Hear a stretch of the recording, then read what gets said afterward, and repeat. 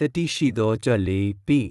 တခါတုန်းကရွာလေးတစ်ရွာမှာပိလို့ခေါ်တဲ့ကြက်မလေးတစ်ကောင်နေထိုင်ပါတယ်ပိဟာအရွယ်မရောက်သေးပေမဲ့ညံကောင်းပြီးစွန့်စားရတာကိုကြိုက်တဲ့ကြက်လေးပါတနေ့မှာသူ့မိသားစုအတွက်စားစရာရှာဖို့သူတယောက်တည်းညက်အမောင်နဲ့ထွက်လာခဲ့ပါတယ်။ခြောက်သွေးထားတဲ့တရက်တွေကြားကလမ်းမှာရှောက်သွားရင်းပိဟာလူကြီးတယောက်ရဲ့အိမ်ကိုတွေ့လိုက်ပါတယ်။အိမ်ရဲ့မီးဖိုချောင်ဘက်မှာဆန်အိုးကြီးတစ်လုံးရှိနေတာကိုမြင်လိုက်ပါတယ်။ဟဲ့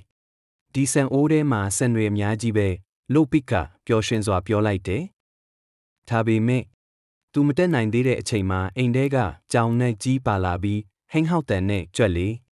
မင်းကအိမ်ထဲဝင်ရဲတာလားလို့အော်လိုက်တဲ့ပိဟာလမ်းပြီးဆန်အိုးနောက်ကိုပုံလိုက်တယ်။အဲ့အချိန်မှာနေရန်ဘောကပုတ်တင်ညိုလေးကဟိကြွက်လေးကျောင်းမနေနဲ့ငါမင်းကိုကူညီမယ်လို့ပြောလိုက်တဲ့ပုတ်တင်ညိုလေးကသူ့အမီးနဲ့မီးဖိုချောင်ထဲကမီးဖိုကိုထိလိုက်တာနဲ့ဒဝီဝီမြည်လာတဲ့အတန်ကြောင့်ကြောင်နဲ့ကြီးလန့်ပြီးပြေးသွားတယ်